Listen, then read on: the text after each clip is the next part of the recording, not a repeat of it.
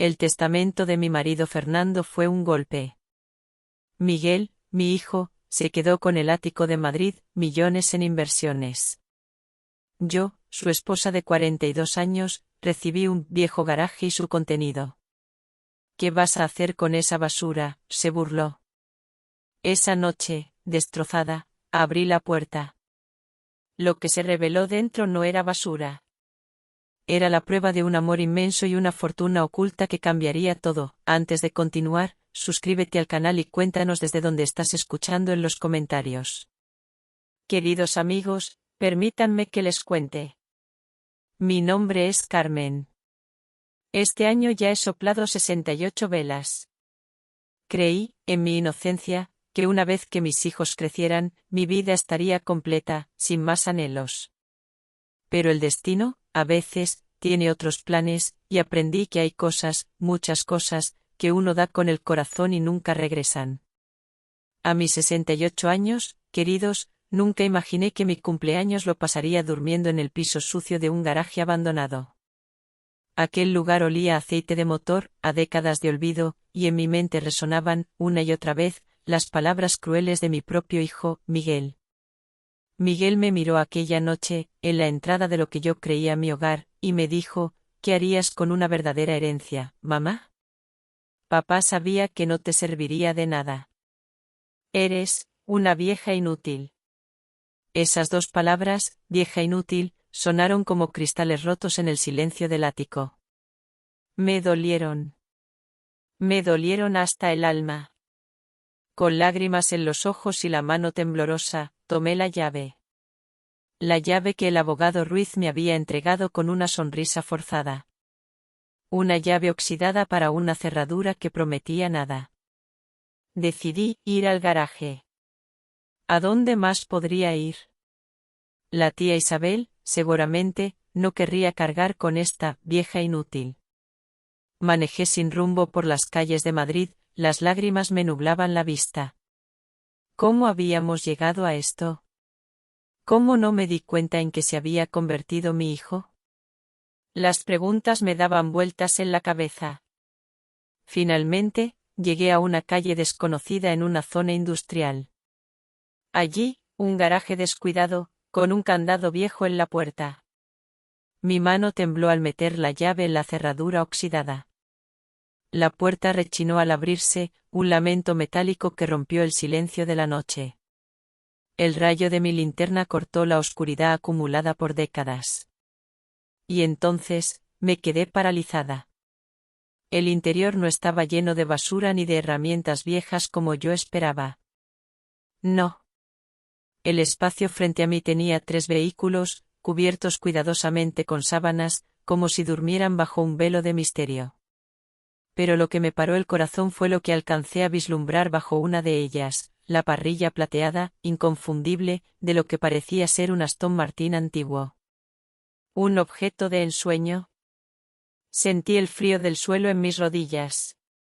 Con la llave aún en la mano, mis pensamientos me llevaron 3 semanas atrás. A la oficina del abogado Ruiz, al día después del entierro de Fernando, mi marido durante 42 años. Yo vestía el mismo traje negro del funeral. Miguel, mi hijo, estaba impecable en su traje a medida. El abogado Ruiz parecía algo nervioso al prepararse para leer el testamento. A mi hijo, Miguel García, le dejo nuestro apartamento en Madrid y mi cartera de inversiones principal. Sentí un escalofrío que me recorría la espalda. Y luego, casi como un comentario de pasada, el abogado añadió: a mi amada esposa, Carmen García, le dejo la propiedad ubicada en Avenida de la Industria 1420, el garaje y su contenido. Un garaje.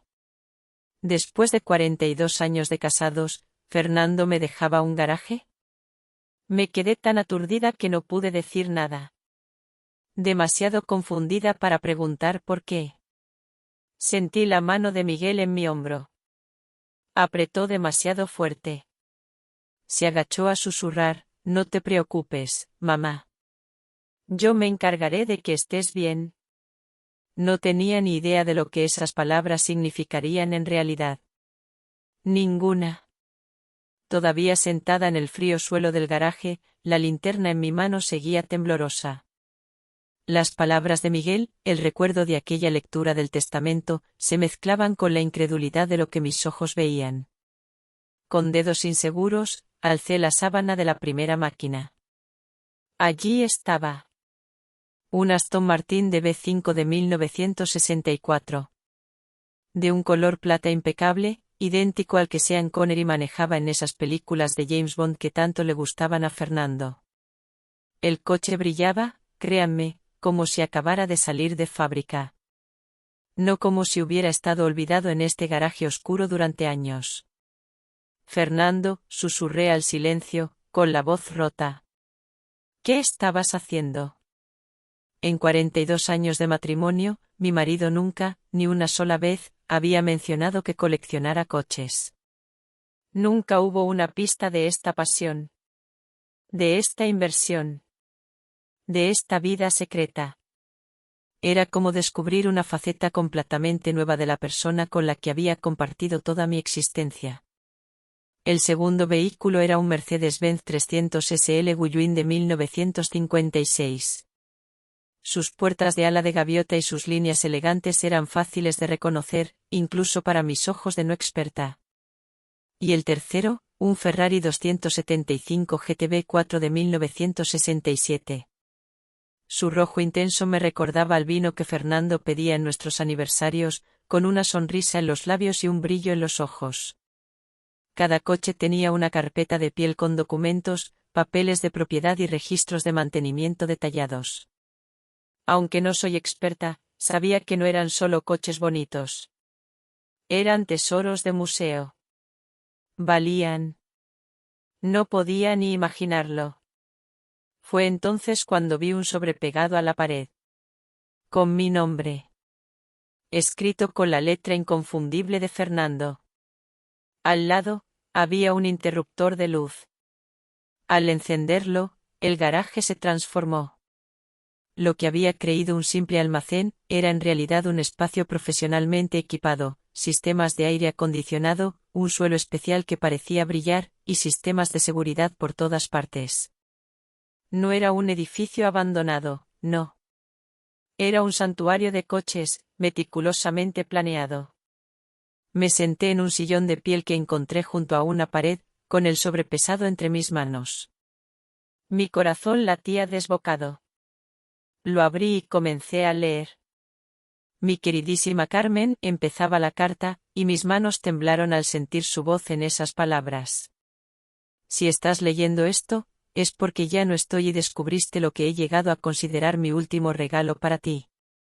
Respiré hondo, tratando de contener las lágrimas, y seguí. Primero, tengo que decir que siento mucho el shock y la confusión que debes estar sintiendo ahora. El secreto no era para lastimarte, sino para proteger lo que estaba construyendo para tu futuro. Una lágrima rodó por mi mejilla. Fernando siempre me cuidó, pero nunca imaginé hasta qué punto.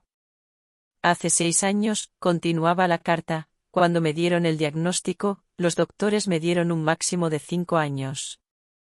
Les gané por 1 año, pero sabía que nuestro tiempo juntos era limitado y necesitaba asegurarme de que estarías bien después de que yo me fuera. Dejé de leer un momento, intentando no sollozar.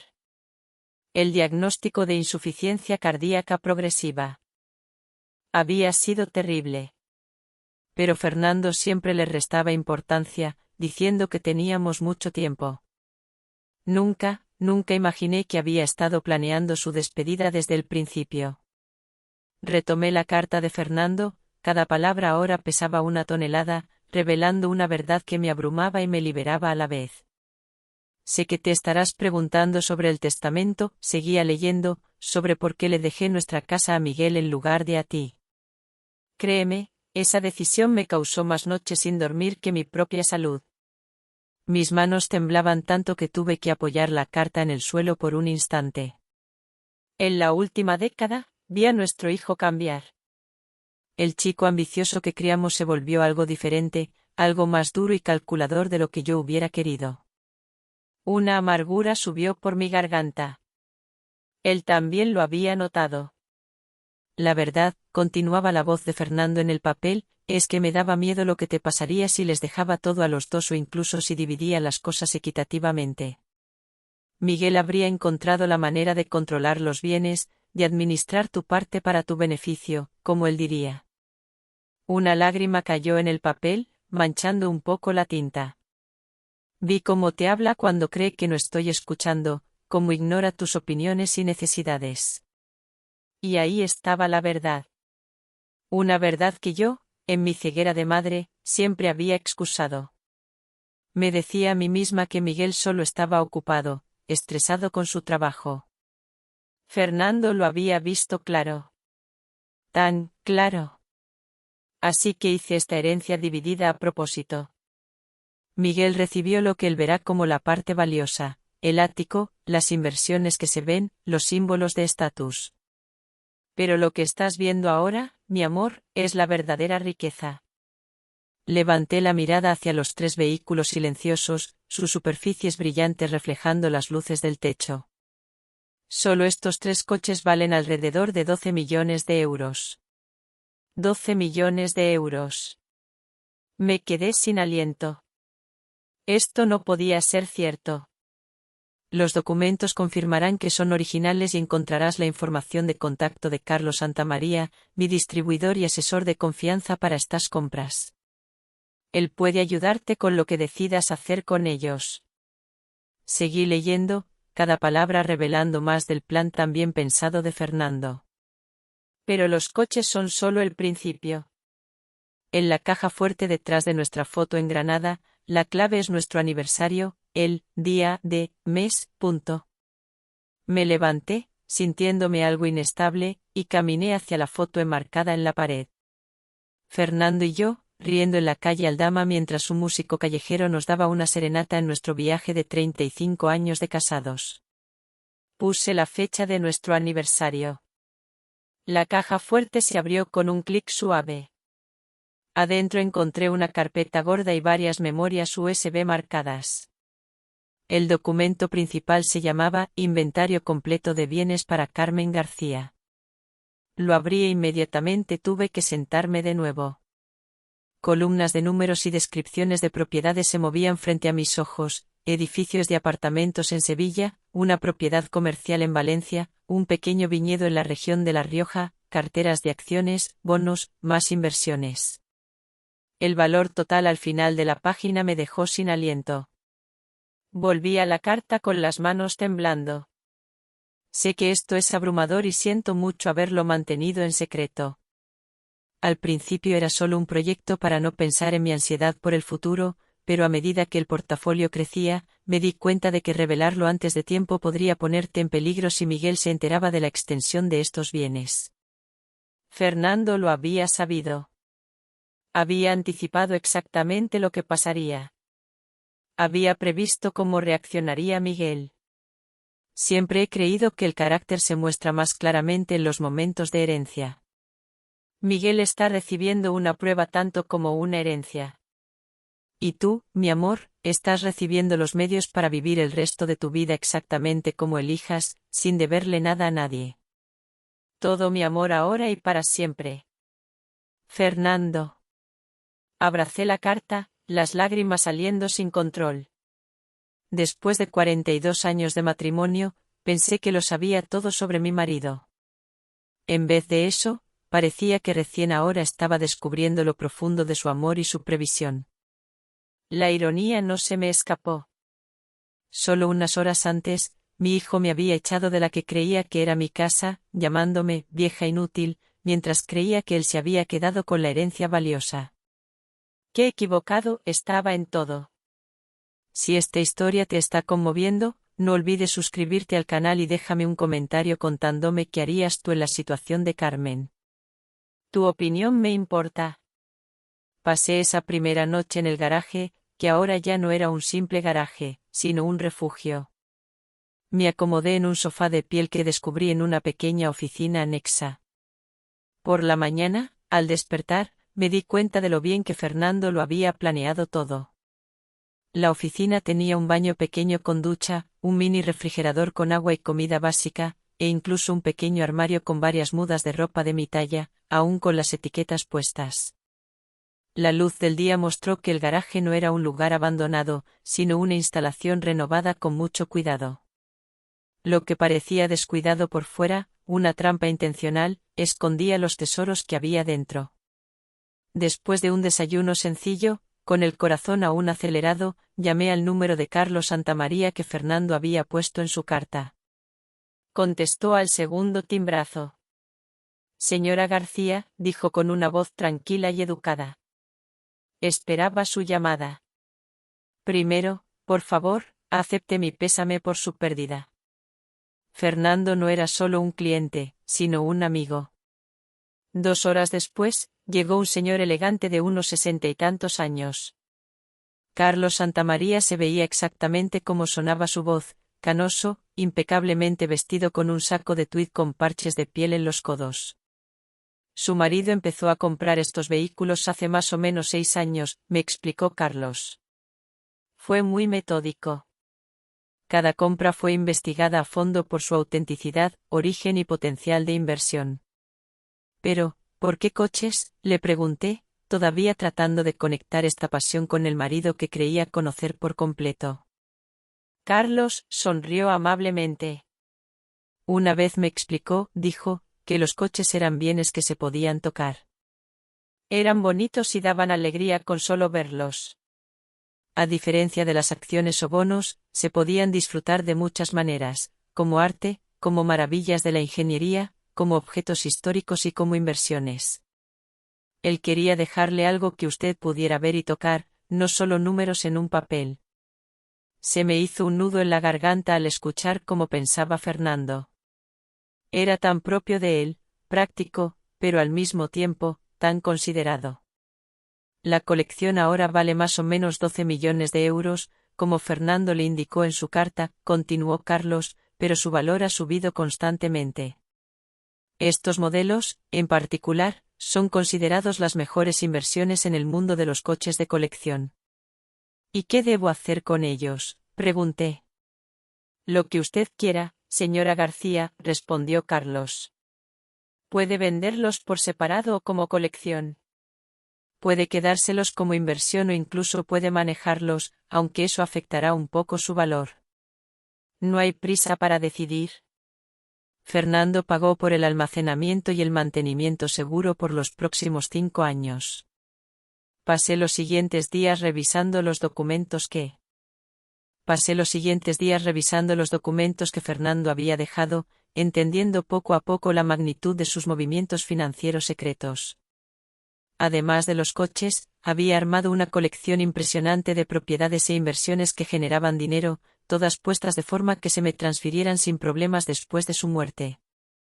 Al caer la noche, mi teléfono sonó. El número de Miguel en la pantalla. Dudé, pero contesté. Mamá, ¿dónde estás? Su voz tenía molestia en vez de preocupación. La tía Isabel dice que no la ha contactado. Estoy bien, Miguel, respondí, manteniendo mi voz tranquila. Encontré un lugar para quedarme. Bueno, necesito que venga a recoger el resto de sus cosas del ático. Los decoradores van a empezar a trabajar mañana y necesitan que todo esté fuera. Ni una disculpa. Ni una palabra sobre su crueldad. Solo más exigencias y una falta de respeto hiriente. Entiendo, dije. Una extraña calma me invadió. ¿Y cuándo le vendría bien? Mañana por la mañana, antes de las 9. Tengo juntas todo el día. Pensé en los documentos esparcidos frente a mí, la prueba del cuidado y profundo amor de Fernando. Pensé en el hijo que podía echar a su madre sin pensarlo porque era un estorbo. Y tomé una decisión. Ahí estaré, dije. Al día siguiente llegué al ático exactamente a las 8:45, cuidando mi apariencia.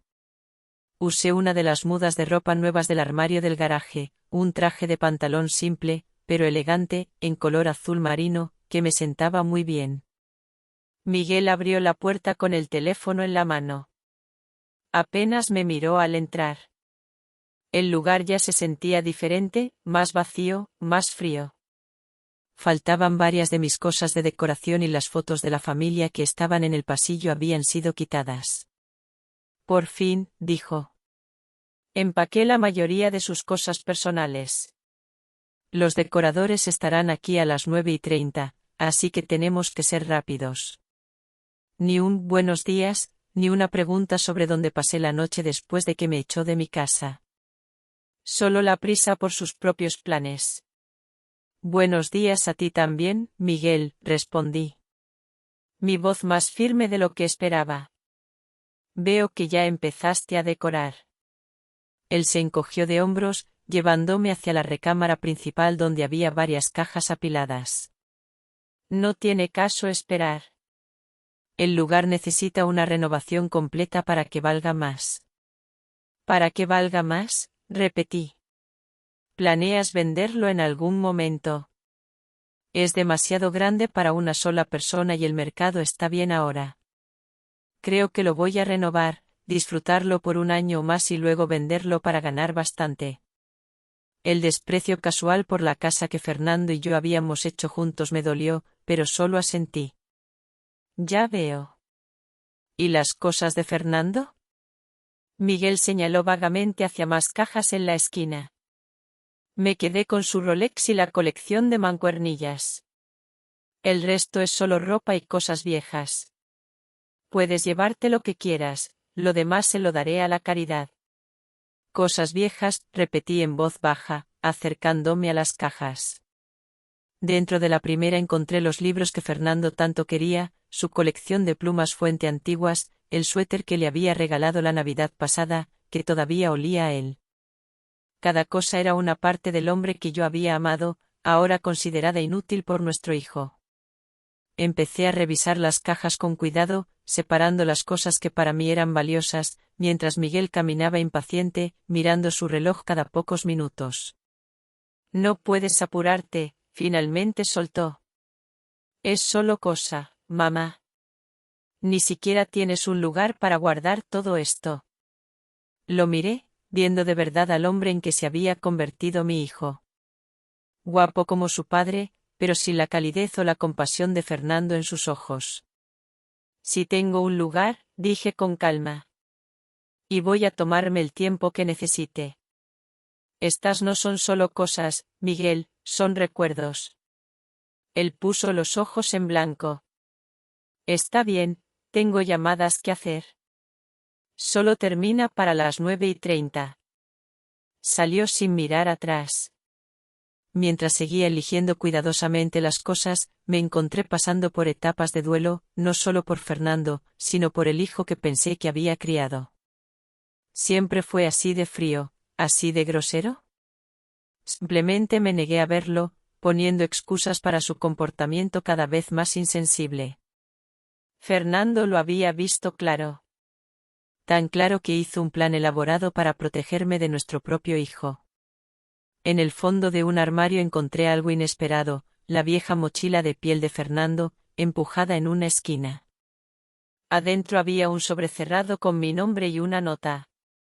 Si encuentras esto, Carmen, es una copia extra de todo lo de la caja fuerte del garaje, por si acaso. Mi marido, tan inteligente y precavido, haciendo copias de seguridad de sus copias de seguridad. Cuando el portero me ayudó a subir mis cosas al coche, miré el edificio por última vez. Sentí una extraña mezcla de tristeza y libertad. El ático había sido nuestra casa, lleno de recuerdos, pero nunca había sido de verdad mía de la forma en que Fernando había planeado que el garaje, y lo que había dentro, fueran. Manejé fuera de la ciudad, enfilando hacia la carretera de la costa que llevaba a Málaga. Era hora de ver la casa que Fernando había preparado para mí, la verdadera herencia que había planeado todo el tiempo. Mientras avanzaba, sentí que me quitaba un peso de los hombros. Por primera vez desde la muerte de Fernando, no solo estaba reaccionando a la pérdida y al shock, estaba yendo a propósito hacia algo nuevo. El viaje a Málaga calmó algo en mi alma que había estado roto desde la muerte de Fernando.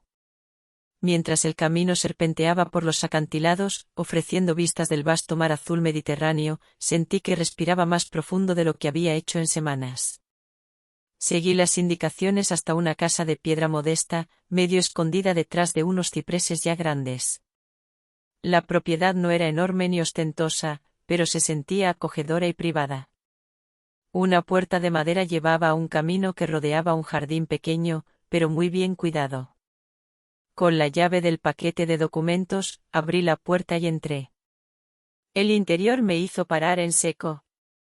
Cada detalle parecía haber sido elegido pensando en mí. La sala tenía libreros integrados alrededor de una chimenea de piedra, con sillones cómodos en los colores y estilos que siempre me gustaron. La luz natural entraba por ventanas grandes, iluminando pisos de madera cubiertos con tapetes hechos a mano. La cocina era moderna, pero clásica, con un área de desayunador con vista al jardín. La recámara principal era acogedora en vez de grande, pero se abría a un patio privado con un pedacito de vista al mar entre las propiedades de al lado. Pero fue la oficina pequeña al lado de la sala lo que finalmente me hizo romper a llorar.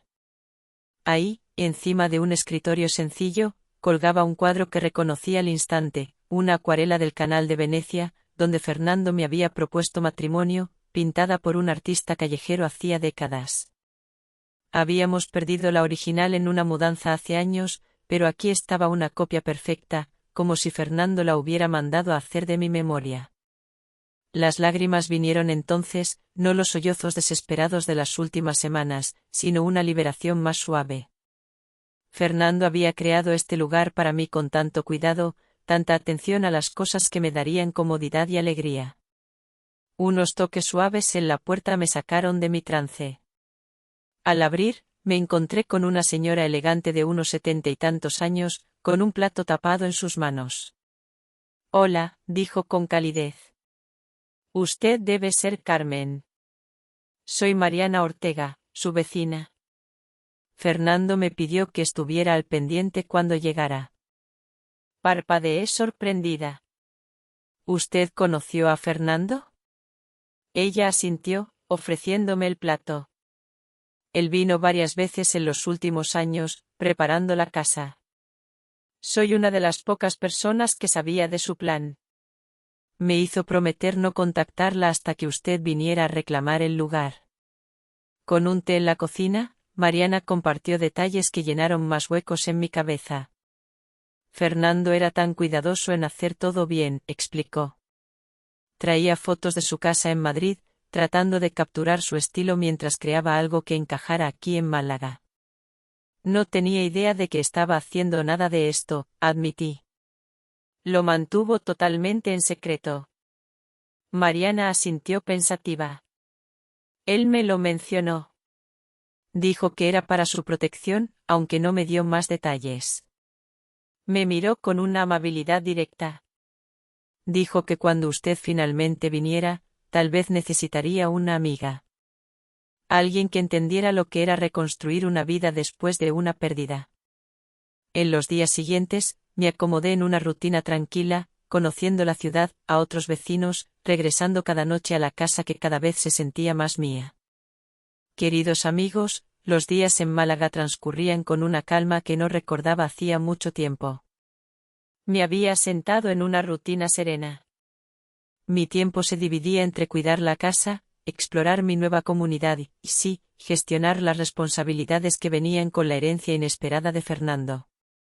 Con la ayuda de la abogada Laura Jiménez, una mujer joven pero muy capaz, había establecido un sistema cómodo para supervisar las propiedades y las inversiones. Las tarjetas bancarias, que Fernando siempre se encargaba de controlar y yo solo tenía una para los gastos menores, ahora llenaban una cartera que aprendía a manejar con cada día que pasaba. Incluso me atreví a manejar el Aston Martin una vez. Fue un viaje, tengo que confesarlo, con un poco de miedo por la carretera de la costa. El rugido del motor era potente, inusual para mí. Pero, ¿saben qué? Me hizo sentir extrañamente feliz, y de alguna manera, más cerca de Fernando. Era como si él fuera conmigo, sonriendo. La relación con Miguel, sin embargo, seguía siendo tensa. Hablábamos principalmente por correos electrónicos formales, sobre cosas prácticas. Como Laura había predicho, sus primeras investigaciones legales para pelear la herencia se acabaron pronto, después de que los abogados confirmaron que los arreglos de Fernando eran muy sólidos. Estaba podando unas rosas en el jardín, bajo el sol suave de la tarde, cuando mi teléfono sonó. El número de Miguel en la pantalla. Dudé. ¿Responder o no responder? Finalmente, contesté. Mamá, ¿dónde estás? Su voz tenía esa misma nota de impaciencia, de molestia, en lugar de preocupación. La tía Isabel dice que no te has quedado con ella. Estoy bien, Miguel, respondí, manteniendo mi voz tan tranquila como pude.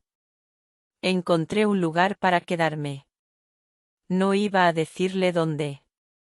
No, aún. ¿Qué significa eso? ¿Qué lugar? No puede simplemente desaparecer así. La frustración era palpable en su tono. No voy a hablar de dónde estoy ahora, le dije con firmeza. ¿Había algo en específico que necesitabas? Hubo una pausa. Luego, su voz cambió a ese tono de negocios que él había perfeccionado con los años, frío, calculador. De hecho, sí.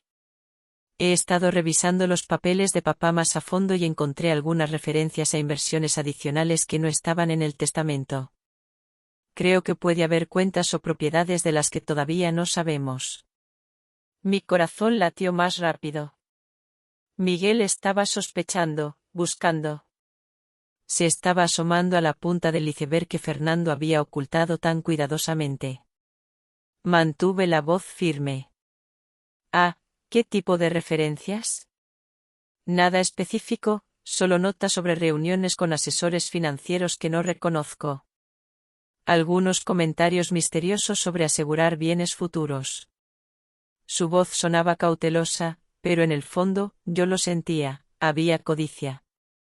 ¿Cuánto tiempo pasaría antes de que descubriera la verdad completa? Si hubiera bienes adicionales, estoy segura de que el abogado Ruiz los habría mencionado, respondí, tratando de sonar despreocupada. Tal vez, dijo Miguel, sin estar convencido. Mira, ¿cuándo va a volver a la ciudad? ¿Deberíamos hablar de esto en persona? No estoy segura de cuándo volveré, respondí. Necesito este tiempo lejos. Su frustración se sentía incluso a través del teléfono. Mamá, esto es ridículo. No puede simplemente irse a nadie sabe dónde está. Estoy perfectamente bien, Miguel. No estoy vagando por ahí y no estoy sola. Simplemente estoy tomándome un tiempo para procesar todo lo que pasó. Colgué el teléfono. Pensé en la pregunta que Fernando había hecho en su carta, ¿se probaría Miguel digno de compartir esta riqueza inesperada? Hasta ahora, sus acciones solo habían confirmado las preocupaciones de Fernando sobre su carácter. Al día siguiente, mientras tomaba mi café con leche en la terraza, una mujer alta y con aire profesional, con la eficiencia de alguien acostumbrada a manejar problemas, se detuvo frente a la casa. Señora García, soy Clara Delgado, la asistente de Miguel. ¿Puedo hablar con usted un momento? Algo en su manera, tensa y urgente bajo la capa profesional, me dio un escalofrío de preocupación. En la sala, Clara se sentó en el borde del sillón, rechazando mi oferta de té. Señora García, estoy aquí porque Miguel ha tenido algunos problemas serios. Me pidió que hablara directamente con usted, ya que sintió que tal vez no le contestaría la llamada. ¿Qué tipo de problemas?, pregunté, aunque una sensación de que algo malo pasaba me decía que ya lo sabía. Financieros, principalmente. Abrió una carpeta delgada. Los costos de la renovación del ático pasaron el presupuesto por casi el doble. Hubo problemas con la estructura que no se podían prever, lo que requirió una inversión adicional importante. No me sorprendió. Fernando había mencionado la infraestructura vieja del edificio hace años, aunque sus sugerencias sobre darle mantenimiento habían sido ignoradas por Miguel, consideradas gastos innecesarios. Al mismo tiempo, Clara continuó, la inversión principal de Miguel falló. Había puesto mucho dinero en un proyecto de construcción que se topó con problemas de permisos. Los detalles son complicados, pero básicamente está enfrentando pérdidas serias con poco dinero en efectivo. Ya veo. Mantuve mi cara seria. ¿Y cómo me afecta a mí? Clara se movió incómoda. Señora García, para serle sincera, Miguel necesita ayuda económica. Él sabe que usted tiene los recursos que podrían ayudarlo a evitar la quiebra y perder el ático. Ahí estaba la petición que había esperado desde la pelea de hacía 3 meses. Lo siento, no un intento de hacer las paces, sino una petición de dinero, entregada por una intermediaria para evitar la vergüenza de preguntar directamente. ¿Miguel ha pensado en vender el ático?, pregunté. Incluso a medio renovar, probablemente cubriría sus deudas. Exploró esa opción, Clara admitió. Lamentablemente, en su estado actual, a la mitad de la renovación, la propiedad se vendería con una pérdida importante. Además, hay complicaciones con algunos de los contratistas. En otras palabras, Miguel probablemente se había peleado con el equipo de construcción por su forma de ser o por no pagarles a tiempo. Aprecio que haya venido a explicarme la situación, dije después de un momento. Por favor, dígale a Miguel que escuché su pedido y lo voy a considerar. Clara se veía sorprendida por la respuesta no tan clara. Señora García, la situación es bastante urgente. El proceso de embargo puede empezar en unas semanas. Lo entiendo, respondí. Y necesitaré tiempo para pensar mi respuesta. Es todo lo que puedo ofrecer hoy. A la mañana siguiente, en lugar de llamar a Miguel de inmediato, manejé de vuelta a Madrid para ver la situación del ático por mí misma. El portero, al reconocerme de los años que viví allí, me dejó subir sin llamar primero. Lo que encontré era serio. Muy serio. La casa, que alguna vez fue elegante, había sido demolida casi por completo en la mayoría de las áreas. Cables y tuberías expuestas creaban un laberinto peligroso. El equipo de construcción parecía abandonado, una fina capa de polvo sugería que habían pasado semanas desde que se había hecho algo. Era una imagen desoladora. Mientras caminaba por lo que había sido nuestro hogar, sentí una mezcla de emociones. Tristeza por la destrucción de los espacios que guardaban tantos recuerdos, frustración por el desperdicio y la mala administración, y una inmensa gratitud por la previsión de Fernando al protegerme. Él, siempre él, viendo más allá. Estaba revisando los daños por agua en lo que fue la cocina cuando escuché la puerta de la entrada abrirse con un estruendo. «Mamá». La voz de Miguel se escuchó en el espacio vacío, desolado. El portero dijo que estaba aquí. Apareció en la puerta y me sorprendió lo diferente que se veía. Su apariencia, siempre impecable, se había descuidado. Su ropa todavía era cara, sí, pero se veía arrugada. Su cara mostraba el estrés de noche sin dormir. Había bajado de peso, los ángulos de su rostro, resaltando lo mucho que se parecía a Fernando en sus momentos más difíciles. Quería verlo por mí misma, expliqué, señalando la destrucción que nos rodeaba. Miguel se pasó la mano por el pelo, un gesto de frustración que reconocí de su infancia. Supongo que Clara le habló ayer. Asentí.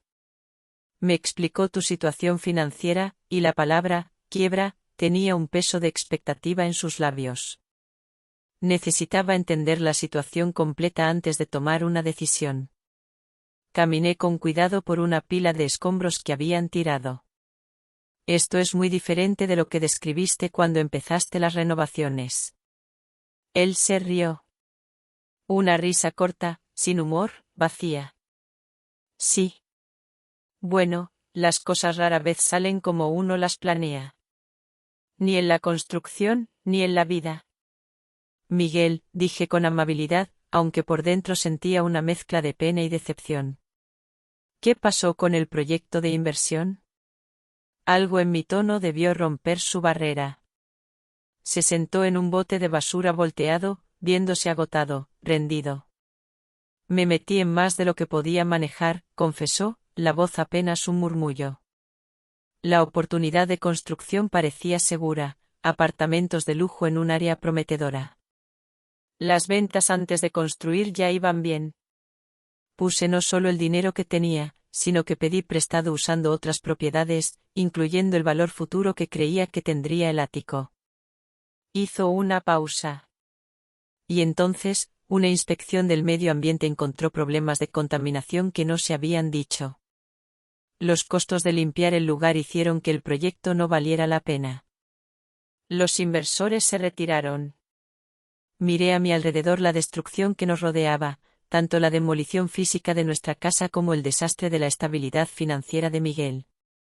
¿Por qué no me buscaste antes?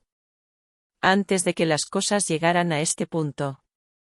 Su cara se puso dura, la vergüenza luchando con el orgullo. Después de nuestra última conversación, después de enterarme de lo que hizo papá y de tu parte en ello, supongo que, orgullo o ser terco. Los rasgos de la familia García, ambos son motivadores poderosos, admití. Luego Miguel dijo, después de un momento, tratando de sonar casual, ¿ya tomaste tu decisión sobre ayudarme? Lo miré directamente a los ojos. Estoy dispuesta a ayudar, Miguel, pero no sin condiciones. Y no solo dándote un cheque para que pagues tus deudas. Alivio y cansancio lucharon en su cara. ¿Qué condiciones? Necesitamos hablar de esto bien, respondí, caminando hacia la puerta. No, aquí, rodeados de la prueba de decisiones tomadas a la ligera. Ven a Málaga mañana. Hablemos de cómo seguir adelante. Que no solo resuelva tu problema inmediato, sino también las cosas que lo causaron. Parecía que quería discutir, presionar por una decisión inmediata, pero la necesidad, la cruda y urgente necesidad, ganó al orgullo. Está bien, mamá. Mañana. Corazones de millonarios, si esta historia te está conmoviendo, no olvides suscribirte al canal y déjame un comentario contándome qué harías tú en la situación de Carmen. Tu opinión me importa. Si estás escuchando hasta aquí, ayúdame a comentar el número 1 abajo, para saber que aún hay amigos que me acompañan en este viaje. Vuestra presencia es la mayor motivación para que siga contando la parte final de esta inesperada historia. Miguel llegó a la casa de Málaga exactamente a la hora acordada, a las 11 de la mañana siguiente. Su apariencia, notablemente más cuidada que el día anterior, era un intento, supuse, de mostrar un control que ya no tenía. Yo había pasado la mañana preparándome, no solo mentalmente, sino físicamente, arreglando el lugar para nuestra conversación con cuidado. Tienes una vista preciosa, comentó con rigidez mientras lo llevaba al patio de atrás, donde había puesto sillas cómodas y un almuerzo ligero. Tu padre eligió bien. Recordó lo mucho que me gusta la costa. La cara de Miguel se puso rara al mencionar a Fernando, pero no dijo nada mientras se sentaba. El patio tenía vista a un jardín pequeño, pero muy bien cuidado, que bajaba suavemente, ofreciendo pedacitos del mar Mediterráneo entre las propiedades de al lado. El ambiente era tranquilo, privado y neutral para la conversación difícil que tendríamos. Después de servirnos té helado a los dos, me giré para mirar a mi hijo directamente. Antes de que hablemos de tu situación financiera, me gustaría mostrarte algo. Le di una carpeta de piel que había preparado esa mañana con documentos seleccionados de los archivos de Fernando. Estas son proyecciones financieras y evaluaciones de mantenimiento para el ático, le expliqué mientras revisaba las páginas. Tu padre las mandó a hacer hace 3 años, anticipando fallas importantes en los sistemas del edificio. Los cálculos coinciden mucho con lo que encontraste en tus renovaciones. Miguel frunció el ceño. Papá nunca mencionó nada de esto. Lo intentó, lo corregí suavemente. Varias veces.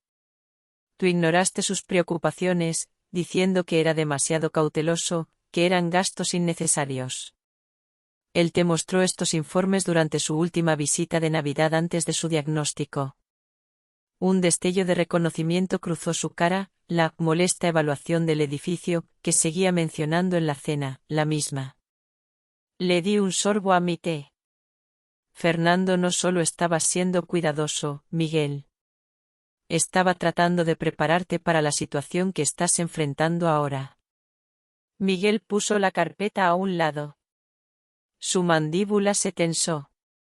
Si me trajiste aquí solo para decirme, te lo dije por papá, entonces. No, lo interrumpí. Estoy poniendo el contexto para mi decisión de ayudarte. Fernando vio esto venir. No solo los problemas del edificio, sino el patrón de decisiones que te llevaron a tu crisis actual. ¿Y qué patrón es ese? Su tono era defensivo, pero sentí una genuina confusión por debajo. Priorizar el cómo se ven las cosas en vez de lo que en verdad son, dije simplemente. Buscar ganancias impresionantes en vez de un crecimiento estable. No tomar en cuenta la cautela como pesimismo sin sentido. Lo miré directamente. Las mismas cualidades que te llevaron a echar a tu madre de la casa, en lugar de pensar en lo que ella necesitaba al lado de tus planes. Tuvo la decencia de verse avergonzado por un momento. Eso no debía haberlo manejado así. No, estuve de acuerdo. No debiste. Un silencio se apoderó de nosotros, solo el sonido lejano de las olas y el canto ocasional de los pájaros marinos. Miguel se movió un poco, no acostumbrado a que yo fuera tan directa. A lo largo de su vida adulta, yo había sido la que hacía la paz, la que suavizaba las cosas, la que se acomodaba a sus humores. Entonces, ¿qué me propones? Finalmente preguntó. ¿Cuáles son esas condiciones para tu ayuda? Primero, transparencia total, respondí. Necesito ver todo, todas las cuentas, deudas, contratos, compromisos. Nada escondido, ni que no me digas por conveniencia. Él asintió con rigidez. Está bien. ¿Qué más? Manejo financiero profesional de ahora en adelante, continué. Has demostrado que tu juicio en estos asuntos se ve afectado por la impulsividad y el exceso de confianza. Cualquier dinero que te dé se manejará a través de fondos con la supervisión adecuada. Su cara se oscureció. Entonces, ¿voy a tener un estipendio como un niño, como alguien que ha cometido errores financieros serios y necesita protección mientras se recupera? No es un castigo, Miguel, lo corregí. Es para proteger el dinero y a ti mismo. Y supongo que tú vas a controlar esos fondos. No, dije, sorprendiéndolo. Administradores independientes con responsabilidad legal. No me interesa controlar tu vida, solo asegurarme de que la ayuda que te doy de verdad te ayude a mejorar a largo plazo. Él asimiló eso, claramente luchando entre su necesidad desesperada de ayuda y su resistencia a perder su autonomía. ¿Y el ático? ¿Todavía es mío? La solución más práctica sería venderlo, dije, observando su reacción. Incluso en su estado actual, cubriría una parte importante de tus deudas. Podrías empezar de nuevo, tal vez en una propiedad que sea más fácil de manejar. ¿Venderlo? La idea parecía genuinamente chocarle. Pero es nuestra casa de familia.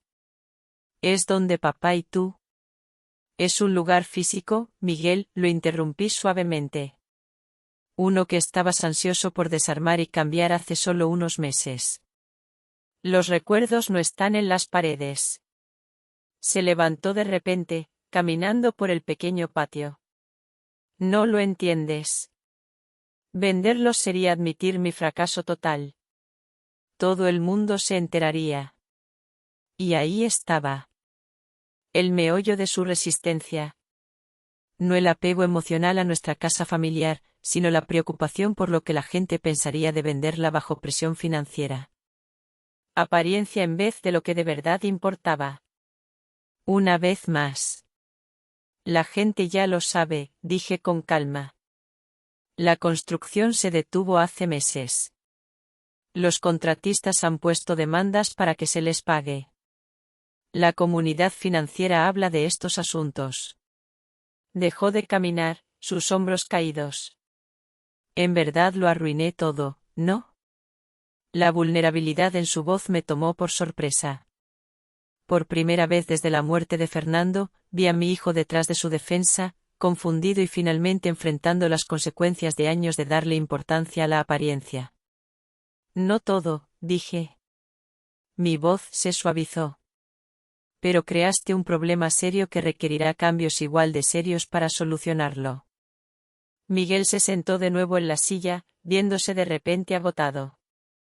Entonces, ¿qué me ofreces exactamente? Un camino estructurado hacia adelante, respondí. Voy a crear un fondo que pague tus deudas más urgentes y evite la quiebra. Contrataremos a profesionales para que terminen las renovaciones o preparen el ático para venderlo, dependiendo de lo que tenga más sentido después de una evaluación. Y a cambio aceptas la supervisión financiera por un tiempo definido. Trabajas con un consejero sobre lo que en verdad te ha llevado a esta situación, y... dudé. Luego continué con firmeza. Haces las paces por cómo me trataste después de que tu padre murió. Sus ojos se encontraron con los míos. ¿Hacer las paces? ¿Qué significa eso exactamente? Significa reconocer el daño que hiciste. Significa entender que las relaciones tienen consecuencias, igual que las decisiones financieras. Me incliné un poco. Miguel, no te estoy ofreciendo ayuda solo como un negocio. Te la ofrezco como una madre que cree que su hijo puede ser mejor de lo que su comportamiento reciente sugiere. Algo en mis palabras pareció romper la barrera que él había mantenido. Miró a otro lado, parpadeando rápido. No quise decir lo que dije ese día, dijo suavemente, sobre que eras inútil. Estaba enojado y me desquité. Tal vez, admití, pero esas palabras no salieron de la nada. Reflejaron una actitud hacia mí, hacia las mujeres mayores en general, que has tenido por un tiempo. Él no lo negó, lo cual era un pequeño avance.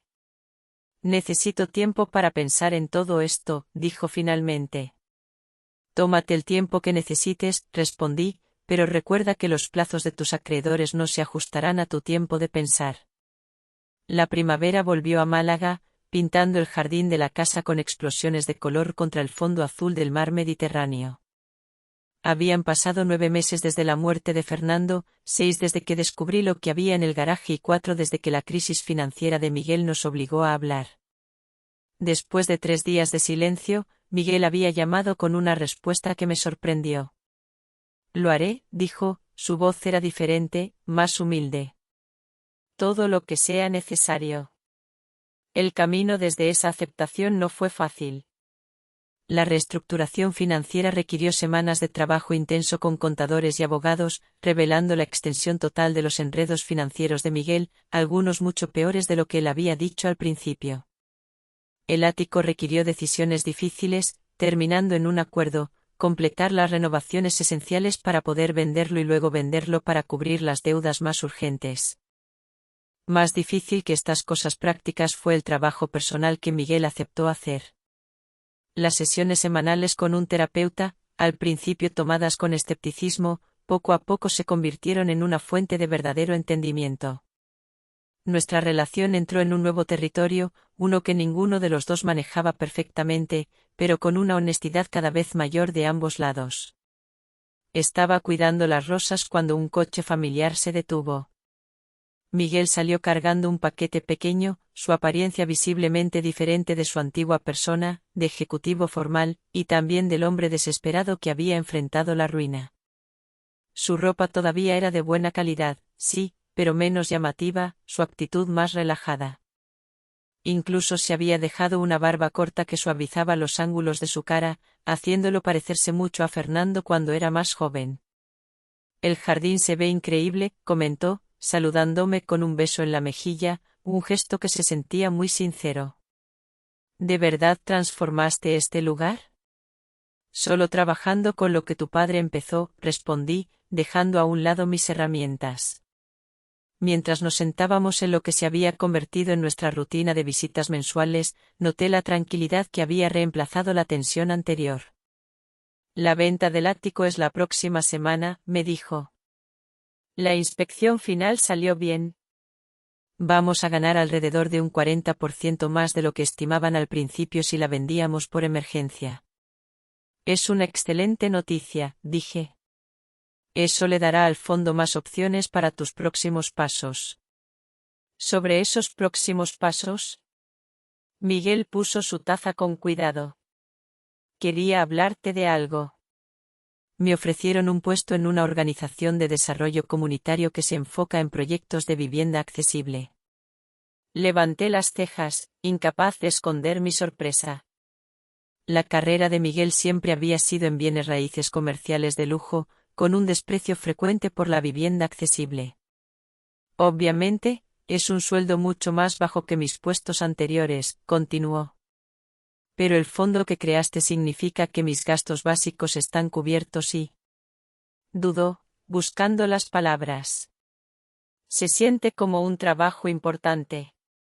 Usar lo que se sobredesarrollo para algo más que solo ganar dinero. Eso suena a un cambio importante, dije. ¿Qué te motivó? Miguel miró al mar antes de responder. ¿Recuerdas ese proyecto que falló? Los condominios de lujo.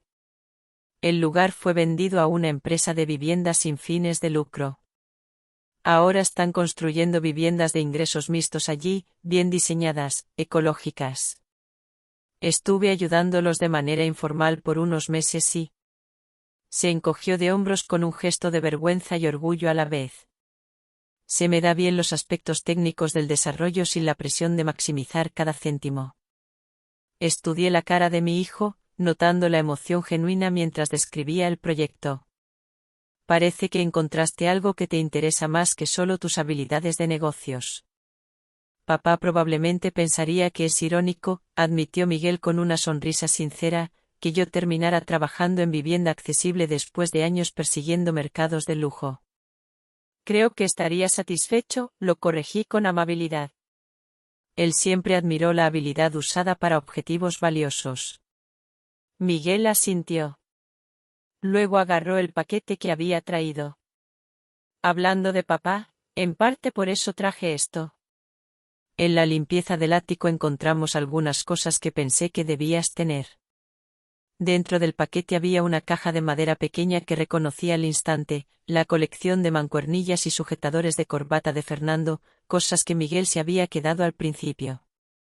Las guardé pensando que representaban una conexión con papá, explicó Miguel, mirando mientras abría la caja. Pero me di cuenta hace poco de que solo eran cosas. La verdadera conexión con él no está en las posesiones. Debajo de las mancuernillas había algo más, una bolsita de terciopelo que tenía mi anillo de bodas original, el que creí que se había perdido durante el caos del ático. Lo encontré en la caja fuerte de la oficina de papá, dijo Miguel mientras yo sacaba el anillo de oro de la bolsita. Junto con esto, me entregó un sobre pequeño con mi nombre escrito en la letra de Fernando. Adentro había una tarjeta para nuestro 45 aniversario. El primer anillo fue una promesa de la vida que construiríamos. Este celebra la vida que creamos, todo mi amor para siempre. Escondido en la tarjeta había un recibo de una joyería para un anillo de eternidad con la fecha de solo unas semanas antes de la última hospitalización de Fernando, un regalo que no vivió para darme. Estaba planeando con anticipación, incluso entonces, dije suavemente, las lágrimas nublándome la vista, siempre pensando en momentos futuros. El joyero todavía tenía el pedido, dijo Miguel. Lo recogí para ti. Sacó una caja pequeña de su bolsillo y me la dio. Dentro había un delicado anillo de zafiros y diamantes. Sencillo, elegante, exactamente mi estilo. Las piedras atraparon la luz de la primavera, mandando prismas que bailaban sobre la mesa del patio. ¡Ay, Fernando!, susurré, poniéndome el anillo en el dedo al lado de mi anillo de bodas original. Se veían perfectos juntos, el oro simple del principio, las gemas de un camino ya recorrido. Miguel miró en silencio, dejándome este momento de conexión con su padre. Cuando finalmente lo miré, vi algo en su cara que no había visto en años, una suavidad, un respeto que no se sentía impaciente. Cuando se preparaba para irse, Miguel se detuvo en la entrada del jardín. Quería preguntar, dijo, con una curiosidad nueva en su voz. ¿Qué pasó con esos coches, los del garaje que papá te dejó? Sonreí, recordando mi conversación reciente con Carlos Santamaría. Me voy a quedar con el Aston Martin. A Fernando le hubiera encantado saber que a veces lo manejo por la costa. Miguel asintió con una pequeña sonrisa.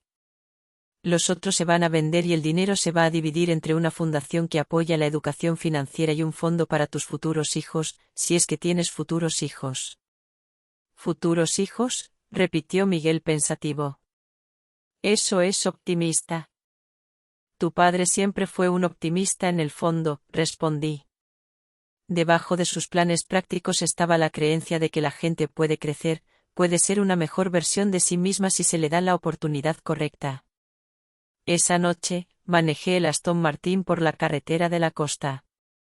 El motor potente rugía mientras pasaba por curvas que Fernando nunca me vio tomar. El atardecer convertía el mar en oro líquido, mientras mis manos, adornadas con el anillo simple del principio y el círculo de joyas de la conclusión, movían el volante con una confianza cada vez mayor. Tenías razón, dije en voz alta a la memoria de Fernando. Mi voz, llevada por el viento, resonaba en tantas cosas.